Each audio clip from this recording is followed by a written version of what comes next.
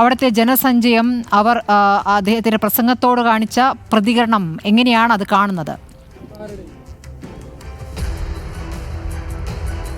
ആ സ്മൃതി, ഇപ്പോൾ നമ്മൾ നോക്കുമ്പോൾ പോലും നമുക്ക് കാണുന്നൊരു കാഴ്ച, ഈ പരിപാടി ആരംഭിക്കുമ്പോൾ ഈ വേദി എങ്ങനെ ഉണ്ടായിരുന്നു, എത്രത്തോളം നിറഞ്ഞു കവിഞ്ഞിരുന്നു, അതേപോലെ ഇപ്പോഴും നിറഞ്ഞു കവിഞ്ഞ് അതേ സ്ഥിതിയിൽ തന്നെ തുറന്നു എന്നുള്ളതാണ് ഒരുപക്ഷെ നമ്മളെപ്പോലും ആശ്ചര്യപ്പെടുത്തുന്നത്. കാരണം സാധാരണ ഇത്തരത്തിലുള്ള രാഷ്ട്രീയ വിശദീകരണ യോഗങ്ങളൊക്കെ ഒരു പരിപാടി ഒരു നിശ്ചിത സമയം പിന്നിട്ട് കഴിഞ്ഞാൽ പിന്നീട് വലിയ തോതിൽ ആളുകൾ വേദി വിടുന്നതിനാണ് നമ്മൾ സാക്ഷിയാകൽ. പക്ഷേ ഇന്ന് നമ്മൾ ഇപ്പോഴും കണ്ടുകൊണ്ടിരിക്കുന്ന കാഴ്ച, ആ ആളുകളൊക്കെ ഇപ്പോഴും അൻവറിൻ്റെ ഒപ്പം തന്നെ, അല്ലെങ്കിൽ അൻവർ ഉയർത്തിയ ശബ്ദത്തിനൊപ്പം തന്നെ ഇപ്പോഴും ഈ വേദിയിൽ അല്ലെങ്കിൽ ഈ നഗരിൽ നിലനിൽക്കുന്നു എന്നുള്ളതാണ്.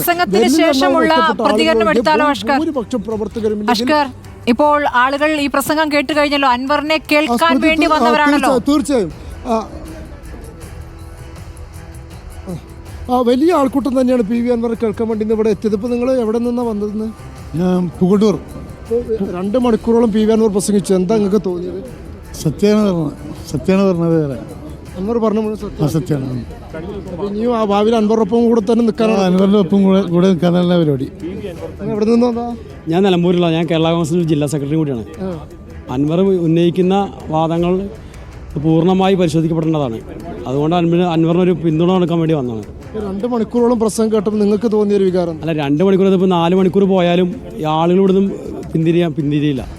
കാരണം അതിന് മാത്രമുണ്ട്. ഇതിപ്പോൾ ഒരു ലിമിറ്റേഷൻ ഉണ്ടല്ലോ നമുക്ക് ഈ കാര്യങ്ങൾ പറയുന്നതിന്.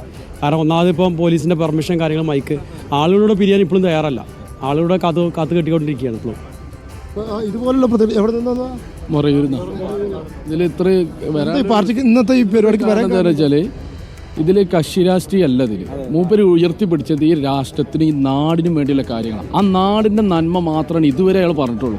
നാടിൻ്റെ മതേതരത്വം, കൂട്ടായ്മ, ആ ഒരു സെക്യുലറിൽ നിന്നിട്ട്. അതുകൊണ്ട് തന്നെ നമ്മൾ എല്ലാവരും എല്ലാ ഭിന്നതകളും മറന്നുകാണ്ട് ഈ നാടിൻ്റെ ഒരുമക്ക്, ഈ ഒരു ബൂർഷ ഭവിഷ്യത്ത്, അയാളെ നിലപാട് ഇതുവരെ സ്ട്രൈറ്റ് ആണ്. ആ നിലപാടിൻ്റെ ഒപ്പം ഉണ്ടാവുന്നില്ലതാണ്. നിങ്ങളൊക്കെ അങ്ങനെ തന്നെയാണ്? ഓ അതെ അതെ. എവിടെ നിന്ന്? ഞങ്ങൾ മൊറയൂര്. ഈ അൻവറിനൊപ്പം തന്നെ തുടരാനാണ്? ഓ അങ്ങനെ തുടരാൻ പറഞ്ഞാൽ മൂപ്പര നിലപാടിനൊപ്പം നമ്മളുണ്ടാവും. ഈ വീട്ടിൽ നിർത്തിയിടുന്ന കാറിന് വരെ ഫൈൻ അടയ്ക്കുന്ന ഒരു സമീപനമാണ് അത്, 2 വീലർ ഉൾപ്പെടെ. കാരണം കംപ്ലീറ്റ് ഈ റോഡിൽ CCTV വെച്ച് കംപ്ലീറ്റ് ജനങ്ങളെ, സാധാരണക്കാരായ ആളുകളുടെ പൈസ കൊള്ളയടിച്ചുകൊണ്ടിരിക്കുകയാണ്. ഇതിനെതിരെ പ്രതികരിക്കണ്ടേ? ഇതിനെതിരെ ഇപ്പോൾ ഒരു MLA പ്രതികരിച്ച അദ്ദേഹത്തിനൊപ്പം നിൽക്കുക. അവിടെ രാഷ്ട്രീയമൊന്നുമില്ല, അത് ആരായിരുന്നാലും അതിൽ രാഷ്ട്രീയ ജാതി മതമൊന്നുമില്ല. ഇവിടെ വീട്ടിൽ നിർത്തിയിടുന്ന ആ വണ്ടികൾക്ക് വരെ ഫൈൻ വരികയാണ്. എന്തിന്?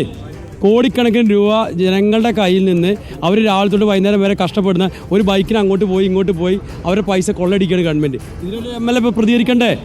അവർ അദ്ദേഹത്തിനൊപ്പം നിൽക്കും ആൾക്കാർ, ഒരു സംശയം വേണ്ടത്. സ്മൃതി, ഇത്തരത്തിലുള്ള പ്രതികരണം തന്നെയാണ് ആ അൻവറിന്റെ 2 മണിക്കൂറിലെ പ്രസംഗം. അത് കൂടുതൽ ആളുകളിലേക്ക് എത്തിയിരിക്കില്ലെങ്കിൽ അവരെ അതാണ് പോലീസുമായി ബന്ധപ്പെട്ട് ഈ ജനങ്ങളുടെ പരാതി അൻവർ ഉന്നയിച്ച അതേ കാര്യം തന്നെയാണെന്ന് വേണം മനസ്സിലാക്കാൻ. അഷ്കർ, ഇപ്പോൾ VS രഞ്ജിത്തുമുണ്ട്, മുബഷീറുമുണ്ട്.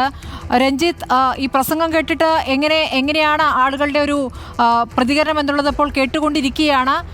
ഈ പ്രസംഗത്തിനിടയിൽ ഈ 2-2.5 മണിക്കൂറാണല്ലോ, ആളുകൾ തിരിഞ്ഞു പോകുന്നില്ല, അവിടെ തന്നെ നിൽക്കുന്നു. ഇനി ഒരു 4 മണിക്കൂർ പ്രസംഗിച്ചാലും കേൾക്കാൻ തയ്യാറാണ് എന്നാണ് അവർ പറയുന്നത്. CPM യഥാർത്ഥത്തിൽ പ്രതീക്ഷിച്ചതിനും അപ്പുറം വലിയൊരു ജനസഞ്ചയം, അത് ഭൂരിഭാഗവും പാർട്ടി അനുഭാവികളാണ് എന്നുള്ളത് അവരുടെ പ്രതികരണങ്ങളിൽ നമുക്ക് മനസ്സിലാകുന്നു.